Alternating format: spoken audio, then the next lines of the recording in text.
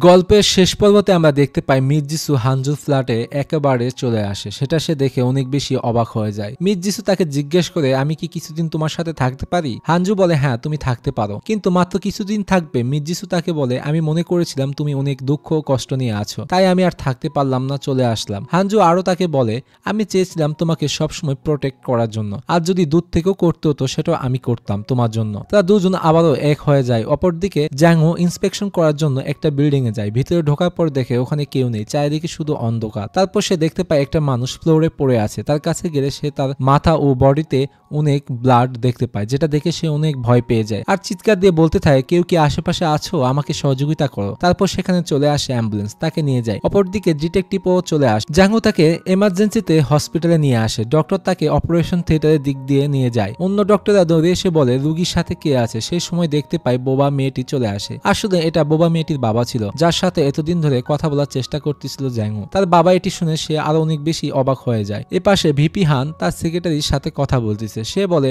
আপনার সময়ের আগে আমি সব কাজ করে দিব। আসলে সে জেলের ভিতরে ভিআইপি সার্ভিস সবকিছু পাচ্ছে। অপরদিকে ডক্টর এসে বোবা মেয়েটিকে বলে, আপনার বাবার জ্ঞান ফিরেনি, আর কখন ফিরবে সেটা আমরা বলতেও পারতেছি না। ডক্টররা চলে গেলে বোবা মেয়েটি জ্যাংহোকে বলে, তোমার বাবা মা যে কনস্ট্রাকশন সাইডে মারা গিয়েছিল, তারপর থেকে তিনি নিজেকেই একা একা সব শাস্তি দিয়ে যাচ্ছেন। তারপর সে জ্যাংহোকে একটা লেটার দেয় আর তাকে বলে, বাবা এই কবরস্থানের মাঝে মধ্যে যায়, আমি মনে করেছিলাম তুমি এই কবরস্থানকেই খুঁজতেছ। তার কথাগুলো শুনে সে অনেক বেশি আশ্চর্য হয়ে যায়। তারপর সে কবরস্থানে চলে যায়। অবশেষে সে তার বাবা মার কবর পেয়ে যায় আর তাদেরকে ফুল দিয়ে প্রার্থনা আর অনেক বেশি ইমোশনাল হয়ে যায়। তারপর কবরস্থান থেকে আস্তে করে সে বের হয়ে পড়ে। এ পাশে টেল অ্যাকাউন্টিং ফার্মে প্রেসিডেন্টের সাথে দেখা করতে আসে হানজু। প্রেসিডেন্ট তাকে বলে, টেল অ্যাকাউন্টিং এর পার্টনার হওয়ার জন্য তোমাকে অসংখ্য ধন্যবাদ। এটা শুনে সে অনেক অবাক হয়ে যায়। প্রেসিডেন্ট তাকে বলে, তুমি আজ পর্যন্ত অনেক ভালো কাজ করেছো, অনেক কোম্পানিকে বাঁচিয়েছো, এই জন্য বোর্ড অফ ডাইরেক্টর ও আমরা মিটিং এ বসেছিলাম, সবাই মিলে তোমাকে প্রমোশন দিয়ে পার্টনার ও ভাইস প্রেসিডেন্ট বানিয়ে দিয়েছি। এটাই তোমার জন্য একমাত্র সারপ্রাইজ। আমাকে কেন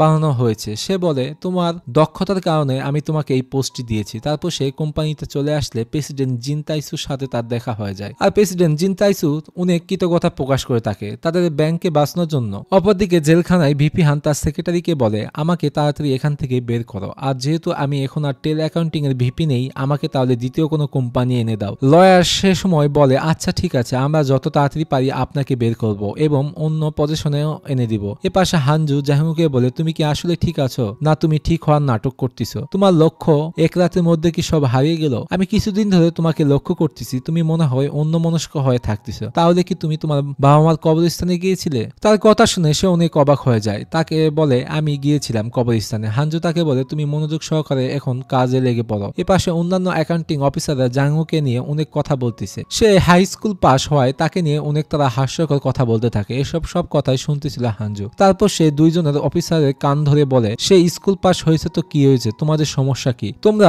কিছুদিন ধরে কোথায় লুকিয়েছিলে যে কোম্পানিতে তোমাদেরকে দেখা যায়নি? তারপর সে দাদিমা রেস্টুরেন্টে আসে মিৎজিসুর সাথে। তাদের একসাথে দেখে দাদিমা অনেক খুশি হয়ে যায়। জিনিয়ন জ্যাংহোকে বলে, এখন তো সবকিছু শেষ হয়ে গিয়েছে, তুমি কি আসলে ঠিক আছো? সে বলে, সব শেষ হয়ে গিয়েছে, কিন্তু এখন আমি বুঝতে পারতেছি না সামনে আমি কি করব। জিনিয়ন তাকে বলে, এখন থেকে আমরা যা কিছু সামনে করব একসাথে করব, আর সময় নিয়ে সব কাজ আমরা শেষ করব। তার কথা শুনে তারা দুজনেই অনেক হ্যাপি হয়ে যায়। জ্যাংহোর মেয়ে পুলিশ বন্ধু জিনিয়নের সাথে দেখা করতে একটা রেস্টুরেন্টে আসে আর তাকে বলে, জ্যাংহো আর আমি একসাথে ছোটবেলা থেকে বড় হয়েছি, তোমার কি কোনো হিংসে হয় না যে আমরা একসাথে আছি? সে বলে, আমাকে সে আগেই তোমার ব্যাপারে সবকিছু বলেছে। আসলে জ্যাংহোকে ছোটবেলা থেকে তার মেয়ে ফ্রেন্ড অনেক বেশি পছন্দ করত। তারপর সে জিনিয়নের কাছে সে ক্ষমা চায় তার আগের ব্যবহারের জন্য, আর তারা ফ্রেন্ডশিপ করে ফেলে দুজনই। জ্যাংহোর মেয়ে ফ্রেন্ড তাকে বলে, তোমাকে কি এখনো জ্যাংহো প্রপোজ বা ডেটে নিয়ে যায়নি? জিনিয়ন তার কথা শুনে অনেক বেশি ইমোশনাল হয়ে যায়, তাকে এখন পর্যন্ত কোনো কিছুতেই নিয়ে যায়নি। সে সময় জ্যাংহোর মেয়ে ফ্রেন্ড তখন বুঝতে পারে তার ফ্রেন্ড কতটা বোকা। তারা দুজনেই একসাথে তাকে গালি দিতে থাকে। অপরদিকে ভিপি হান জেলখানার ভিতরে লয়ারের সাথে সে কথা বলতেছে। তারা তাকে জানায়, আমরা অ্যাপিল করেছি, খুব শীঘ্রই হাইকোর্ট থেকে রায় আসবে, আপনাকে ক্ষমা করা হয়েছে, আমরা আপনার জন্য নতুন পজিশন ঠিক করেছি। তারা তাকে একটা নতুন কোম্পানি দেখায় যেটা সে কিনে ফেলবে। লয়ারদেরকে সে আদেশ দেয় কোম্পানিতে ইনভেস্ট করার জন্য। সেই সময় সেক্রেটারি ও ভিপি হানকে বলে, একজন ব্যক্তিকে আমরা খুঁজে পাচ্ছি না। এটা শুনে সে অনেক চিন্তিত হয়ে যায়। অপরদিকে জ্যাংহো তার বাবা মা ধ্বংস হওয়া কনস্ট্রাকশন সাইডের নিউজ পেপারটি সে দেখতেছিল। সেই সময় আমরা ফ্ল্যাশব্যাকে দেখতে পাই বোবা মেয়েটি তাকে বলে, আমার বাবা কনস্ট্রাকশন সাইডে গেট কিপার সে ছিল, তার কাজ ছিল লাইটটা অন অফ করা ও সবকিছু মালামাল চেক করা। বর্তমান সময় এটি সে ভাবতে থাকে আর মেয়ে ফ্রেন্ডকে ফোন দিয়ে বলে, যে ব্যক্তি সুসাইড করতে করতে যায় আইনে কি কি ধারা আছে তুমি সেটি আমাকে বলো। পরের দিন অফিসে জাংও হানজুর কাছে আসে, তাকে একটা রিপোর্ট ফাইল সে দেয়। জিয়ান হোল্ডিং কোম্পানির ফাইন্যান্সিয়াল স্টেটমেন্ট, যেটা প্রসিকিউটর আমাদেরকে রিপোর্টে পাঠিয়েছে। এই পেপার কোম্পানিতে আমি গিয়েছিলাম। এটি একটি ট্রেডিং কোম্পানি, তাদের কাজ করার প্রসেসটা সম্পূর্ণ আলাদা। প্রোডাক্ট কেনার জন্য টাকা বাইরের দেশে পাঠায় ঠিকই, কিন্তু কোনো প্রোডাক্টই দেশে আসে না। রিপোর্ট ফাইল দেখে তারা দুজনই সন্দেহ মনে হয়। সেই রিপোর্ট ফাইল দেখে সে বুঝতে পারে সেখানে ভিপি হান তার ফেক অ্যাকাউন্ট বানিয়ে সব টাকা রাখতো। জিনিয়ন জাংউকে বলে এত পরিমাণ টাকা বাইরের দেশে চলে যাচ্ছে, কেউ কি কোনো নজরে রাখেনি? সে বলে রিপোর্ট ফাইল এত পরিমাণ সঠিকভাবে রাখা হয়েছিল কেউ কখনো বুঝতে পারেনি, আর এটি ফ্লাশ পান হবে কিনা সেটা আমাদেরকে খুঁজে বের করতে হবে। সে সময় নিউজে দেখায় একটা কোম্পানি ব্যাংকরাপ্ট হয়ে গিয়েছে। এটি দেখে তারা দুজনই অবাক হয়ে যায়। এপাশে হানজু মির্জিসুকে বলে এইবার ওভারসিজ ব্যাংকরাপ্ট হয়ে গিয়েছে। তারা বুঝতে পারে এই ঘটনাটি কে করতে পারে। অপরদিকে আমরা দেখতে পাই ভিপি হান জেল থেকে ছাড়া পেয়ে গিয়েছে। সেক্রেটারি ও তখন তাকে বলে এটা এসকে প্রাইভেট ইকুইটির নতুন মার্কেটের আর্টিকেল, এটাই সুযোগ সেখানে ঢোকার। ভিপি হান তখন বলে আচ্ছা তাহলে চলো সেখানে। এপাশে কোম্পানির সকল কর্মচারীরা কথা বলতেছে। ভিপি হানের সাজা সম্পূর্ণভাবে মাফ করে দেওয়া হয়েছে। এটি জানার পরে সবাই অনেক চিন্তিত হয়ে যায়। জিনিয়ন বলে এত এভিডেন্স আমরা জমা দিয়েছিলাম, তারপরে সে কিভাবে জেল থেকে ছাড়া পেল সেটা আমরা বুঝতে পারতেছি না। সবাই বলে এত পরিমাণ তার নামে এভিডেন্স ও কেস ফাইল হয়েছিল, তারপর সে ছাড়া পেয়ে গিয়েছে। আমি জানতাম তার হাত অনেক বড় লম্বা, কিন্তু আমরা সবাই মিলে তাকে শাস্তি দিতে পারলাম না। জাংও সবাইকে বলে ভিপি হান প্রথম থেকেই সবকিছু ক্যালকুলেট করে ফেলেছিল, যেন প্রত্যেকটি এভিডেন্স সবগুলো ফেক মনে হয়, আর কোনোভাবেই তার উপর যেন দোষ না এসে পড়ে। 20 বছর আগে সাঙ্গা গ্রুপের খারাপ কনস্ট্রাকশন সাইট থেকে শুরু করে ফ্লাশ ফান্ড বানানো, ওয়ার হাউস ফায়ার, মানুষকে মার্ডার করার জন্য উৎসাহিত করা, এসব সবকিছুই তার প্ল্যান মোতাবেক হয়েছিল। ভিপি হান জেলে যাওয়ার কারণে এখন যে আগে যেগুলো পাপ করেছিল সেগুলো থেকে সে মুক্তি পেয়ে গেল। যে অপরাধের জন্য একবার ক্ষমা পেয়ে গেলে দ্বিতীয়বার সেই কেসে আর কখনোই তাকে ঢোকানো যাবে না। তার মতো ব্যক্তি কখনোই ভালো হতে পারে না। এ পাশে ভিপি হান তার সেক্রেটারিকে বলে জিয়ান হোল্ডিং কোম্পানির কি হচ্ছে, তুমি কি তাকে সামলাতে পারতেছ না? সেক্রেটারি বলে আমরা সবকিছু সামলে নিয়েছি। পরের দিন অফিসে হানজু সেক্রেটারি ও এর সাথে দেখা করতে আসে, আর তাকে বলে তুমি এমন এক ব্যক্তি হয়ে কাজ করতেছ, সে এখন আর ভিপি এই কোম্পানিতে নেই, আর জেলেও সে গিয়েছে। সেক্রেটারি বলে আমি আপনাকে জবাব দিতে বাধ্য নই। তার কথা শুনে হানজু ওখান থেকে চলে যায়। পরে আমরা দেখতে পাই সেক্রেটারি ও ভিপি হানকে বলে আপনি চলে যাওয়ার পর মির্জিসু এসকে প্রাইভেট ইকুইটি থেকে সে সম্পূর্ণভাবে বের হয়ে গিয়েছে, আর তার রিপোর্ট আপনাকে আমি সামনে দিয়েছি। ভিপি হান সে সময় বলে আমাদেরকে এমন ব্যাংক খুঁজতে হবে যেটা আমাদের নেক্সট টার্গেট হবে, এই জন্য আমি হুসু ব্যাংককে সিলেক্ট করেছি। এ পাশে জাংও হানজুকে এসে বলে ভিপি হান হুসু ব্যাংককে বাই করার জন্য তাদের বেটে সে যুক্ত হতে যাচ্ছে, আপনি কি সেটা জানেন না? সে বলে আমিও শুনেছি। তারা দুজনই বুঝতে পারে সে জেল থেকে একটা ব্যাংক কিনে এখন অপর ব্যাংকে কিনতে যাচ্ছে। সে সময় হানজু মোবাইলে একটা কল আসে। অফিস রুম থেকে তারা দুজনই বের হয়ে যায়। তখন আমরা দেখতে পাই হুসু ব্যাংকের প্রেসিডেন্টের সাথে তারা দুজন কথা বলতেছে। তাকে বলে ভিপি হান ততক্ষণ পর্যন্ত অপেক্ষা করবে যতক্ষণ পর্যন্ত আপনার ব্যাংক পুরোপুরি বিপদে পড়ে না যায়। তিনি মিডিয়ার মাধ্যমে আপনার ব্যাংকে ভুয়া তথ্য ছড়িয়ে দিবে সব দিকে। প্রেসিডেন্ট তখন বলে তাহলে আমরা এখন কি করতে পারি? হানজু বলে আপনি কমার্শিয়াল ব্যাংকের গ্রুপের সাথে যুক্ত হয়ে যান, যার মাধ্যমে আপনি বিপদে পড়লে অপর ব্যাংক আপনাকে সহযোগিতা করবে, তাই আমাদের উপর আপনি সম্পূর্ণভাবে ভরসা রাখতে পারেন। প্রেসিডেন্ট তাদের প্রস্তাবে সম্পূর্ণভাবে রাজি হয়ে যায়। জাংও হানজুকে বলে যেহেতু আমরা হুসু ব্যাংকের সাথে কাজ করতেছি তাহলে আমার জন্য একটা কাজ করে দেন। সে বলে কি? তখন বলে আমাকে একটা অ্যাকাউন্টে ইনফরমেশন বের করে দেন। আমার কাছে মনে হয় ভিপি হান এখানে অন্য এক ব্যক্তির নামে অ্যাকাউন্ট খুলে রেখেছে। এ কথা শুনে সে অনেক অবাক হয়ে যায়। আরো বলে এখানেও সে অ্যাকাউন্ট খুলে রেখেছে। পেপার কোম্পানি ও ট্রেডিং কোম্পানি দুইটাই উনবুর নামে। আসলে বোবা মেয়েটির বাবার নাম হচ্ছে উনবু। তারপর সে বোবা মেয়েটির সাথে দেখা করতে আসে। জাংহু তাকে বলে তোমার বাবার নামে একটা ভিভিআইপি অ্যাকাউন্ট খোলা আছে ব্যাংকে। সেটা সে শুনে অনেক বেশি অবাক হয়ে যায়। বোবা মেয়েটি বলে আমি আমার বাবার সব ব্যাংকগুলো কন্ট্রোল করে থাকি, এটা কিভাবে সম্ভব? জিনিয়ন তাকে বোঝায় এটি একটি সিক্রেট অ্যাকাউন্ট, এটি সার্চ করলে কোনো তথ্য পাওয়া যায় না, এটার অ্যাক্সেস সম্পূর্ণ থাকে ব্যাংকের প্রেসিডেন্টের কাছে। তারপর সবাই একসাথে মিটিং এ বসে। জাংহু বলে যদি অ্যাকাউন্ট হোল্ডার কোমাতে হসপিটালে ভর্তি থাকে তাহলে কি ব্যাংকের অ্যাক্সেস সে নিতে পারে? মিস্টার কাং বলে অ্যাকাউন্ট হোল্ডার যে অবস্থায় থাকুক না কেন তাকে ব্যাংকে উপস্থিত থেকে ট্রানজাকশন করতে হয়। হানজু জাংহু বুঝতে পারে সে অ্যাকাউন্টে অন্য কোনো ব্যক্তি ইচ্ছা করলে সে তুলতে পারবে না। এ পাশে ভিপিয়ান তার সেক্রেটারিকে বলে অ্যাকাউন্ট তো ফ্রিজ করে দেওয়া হয়েছে। সে তখন তার কাছে ক্ষমা চায়। সে সময় বলে একটি রাস্তা বন্ধ হয়ে গেলে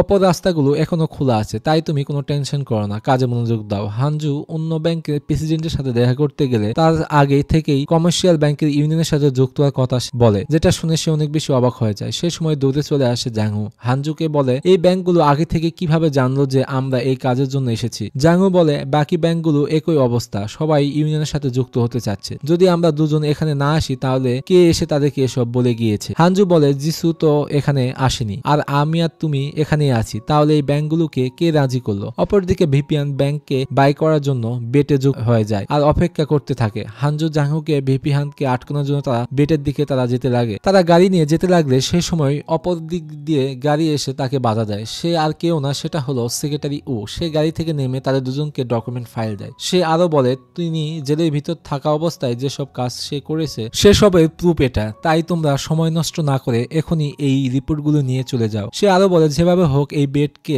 আমাদেরকে থামাতেই হবে। হানজু বলে তুমি কেন আমাদেরকে সহযোগিতা করতেছো? তারা দুজনই অনেক বেশি অবাক হয়ে যায়। সেক্রেটারি বলে তোমরা যদি আসলে ভিপিহানকে থামাতে চাও তাহলে তাড়াতাড়ি বের হয়ে পড়ো। এপাশে ভিপিহানের কাছে সেক্রেটারি ও একটা ডকুমেন্ট ফাইল পাঠায়, সেটা সে খুলে দেখে আর মাথা নড়াতে থাকে। সে অপরদিকে জাংহু রিপোর্ট ফাইল খুলে দেখে এটি একটি ফাইন্যান্সিয়াল প্ল্যান। এর ফাইল থেকে হানজু সেক্রেটারিকে প্রশ্ন করে এত পরিমাণ অর্থ সে কোথা থেকে পাচ্ছে। তখন সে বলে বন্ডের মাধ্যমে সে অর্থ সব পেয়ে থাকে আর অভিজ্ঞতা আছে অর্থ ও মানুষকে বদলে দেওয়ার। জেলের ভিতর তিনি এত পরিমাণ ব্যস্ত ছিলেন যে বাইরেও সে এত পরিমাণ ব্যস্ত কখনোই ছিল না। তার ব্যাংকের কন্ট্রাক্ট অনেক পরিমাণ বেশি বেড়ে গিয়েছে। জাংহু বলে যেহেতু তুমি ফাইন্যান্সিয়াল রিপোর্ট চুরি করে নিয়ে এসেছো তাহলে তো উনি আর ব্যাংক বাই করতে পারবে না। সেক্রেটারি ও সে সময় বলে এত বেশি খুশি হয় না, তিনি এই ধরনের প্রবলেম সমাধান করা তার দ্বিতীয় কোনো প্ল্যান অবশ্যই তার কাছে রয়েছে। তিনি ভালো করে জানেন ব্যাংকে যদি তিনি পেয়ে যান তাহলে এই দেশও তিনি পেয়ে যাবেন। যতদিন পর্যন্ত কোনো ব্যাংকে সে না পেয়ে যাবে ততদিন পর্যন্ত সে থামবে না। তার কথা শুনে তারা দুজনে অনেক বেশি হতাশ হয়ে যায়। সেক্রেটারি ও তখন দ্বিতীয়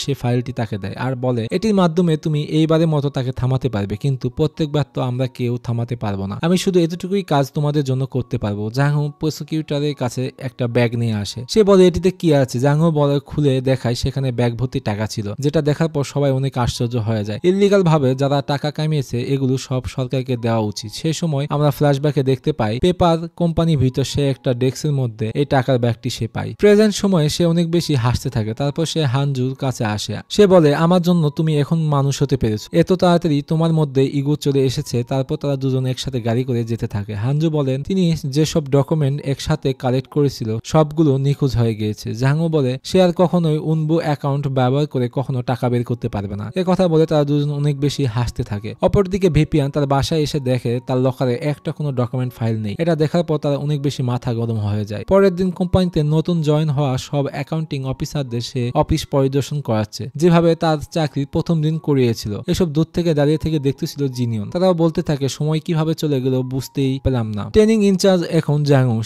সেখানে আমরা দেখতে পাই নতুন কর্মচারীদের সে ট্রেনিং দিচ্ছে। এ পাশে হানজু সে এয়ারপোর্টে আসে। সে সময় মিজিসু তার সন্তানকে নিয়ে সে আসতে থাকে। হানজু তাদের দুজনকে দেখে অনেক বেশি ইমোশনাল হয়ে যায় আর বাচ্চাটি দৌড়ে তার কাছে আসে। তাকে বুকে জড়িয়ে সে কান্না করতে থাকে। আসলে এটা তারই সন্তান থাকে এতদিন ধরে, যেটা গোপন করে রেখেছিল মিজিসু। তার সন্তান বারবার তার বাবার কথা জিজ্ঞেস করলে মিজিসু বলতো তার বাবা বিজনেসের কাজে ব্যস্ত আছে। হানজুকে তার সন্তান বলে আপনি এতটাই ব্যস্ত ছিলেন যে আমার কাছে আসতে পারেননি। সে আরো অনেক বেশি ইমোশনাল হয়ে কান্না করতে থাকে। এ পাশে প্রেসিডেন্ট জিন তাইসু তার মেয়েকে বলে তুমি কবে টেল অ্যাকাউন্টিং ফর্ম ছেড়ে দিবে? তার মেয়ে বলে ব্যাংকে আমার কোনো ইন্টারেস্ট নেই। আর তার বাবা বলে তাহলে তুমি ওই হ্যান্ডসাম ছেলের জন্য ওই টেল অ্যাকাউন্টিং এ চাকরি করতে চাচ্ছ?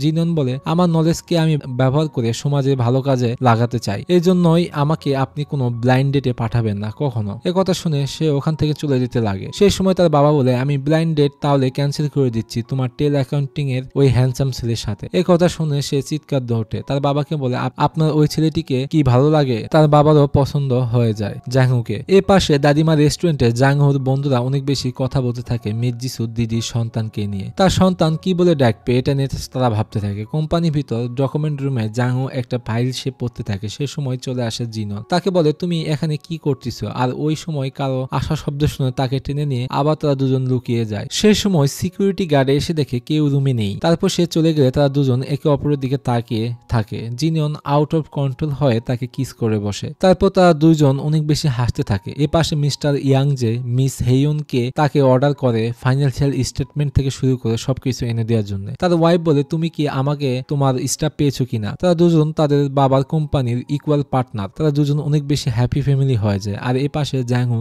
বন্ধু ফরেন ল্যাঙ্গুয়েজের জন্য সে সার্টিফিকেট পেয়ে যায়। তারাও অনেক বেশি খুশি হয়ে যায়। তারপর সেখানে চলে আসে হানজু। তার ফ্রেন্ড ও মিস্টার কাং তিনি বলেন এমন জায়গা তুমি কোথা থেকে পেলে? তুমি কি এখানে তোমার কার্ড ইউজ করতে পারবে? আমার কাছে মনে হয় না। তার ফ্রেন্ড বলে এখন সবকিছু শেষ হয়ে গিয়েছে, আছে, আমরা এখন রিল্যাক্স করতে পারি। মিস্টার কাং তিনি বলেন কোনো কিছু এখনো শেষ হয়ে যায়নি, গেম কখনোই শেষ হয়ে যায় না, শুধু প্লেয়ার চেঞ্জ হয়ে যায়। তারপর তারা সবাই অনেক বেশি এনজয় করতে থাকে। অপরদিকে মিৎজিসুর কাছে আসে জাঙ্গো। তার দিদি বলে যখন তোমার প্রয়োজন পড়ে তখনই তুমি শুধু আমার কাছে আসো, আমি কি দেশের একমাত্র ক্যাপিটালিস্ট?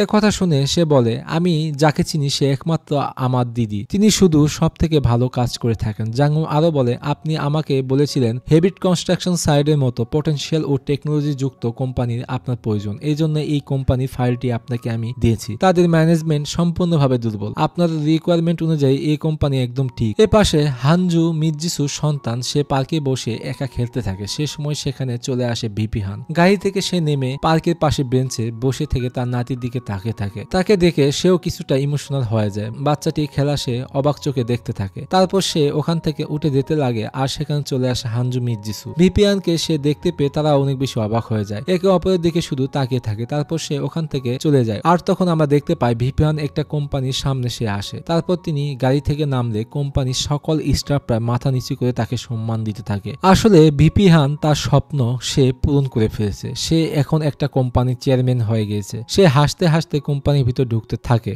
আর বাকি কর্মচারীরা তার পিছনে আসতে থাকে। একটা গ্যাংস্টারদের মতো অসাধারণ লোক আর ভাইব সেখানে আমরা দেখতে পাই। মাস্টার মাইন্ড তাকেই বলে যে কখনো হার মানে না। ভিপিয়ান এর ক্ষেত্রে এমনটাই হয়েছে, আর কোনো না কোনো একটা ব্যাকআপ প্ল্যান অবশ্যই রয়ে গিয়েছে। অপরদিকে জাঙ্গো হানজুকে ফোন দিয়ে বলে ভিপিয়ান রিয়েল এস্টেটের সব থেকে বড় বিজনেস সে কিনে ফেলেছে, আপনি কি সেটা শুনেছেন? হানজু বলে আমি মাত্রই শুনেছি। তাহলে চলুন আমরা দুজন মিলে এবার তাকে যেভাবে হোক আটকাবই। তারপর ঘটনাটি সম্পূর্ণভাবে শেষ হয়ে যায়। যারা এখনো আমাদের চ্যানেলটি সাবস্ক্রাইব করেননি অবশ্যই সাবস্ক্রাইব করে ফেলবেন। আর যারা নতুন কোনো ড্রামা এক্সপ্লেনেশন করলে কোনটি ভালো সেটি অবশ্যই আমাকে কমেন্ট বক্সে জানাবেন।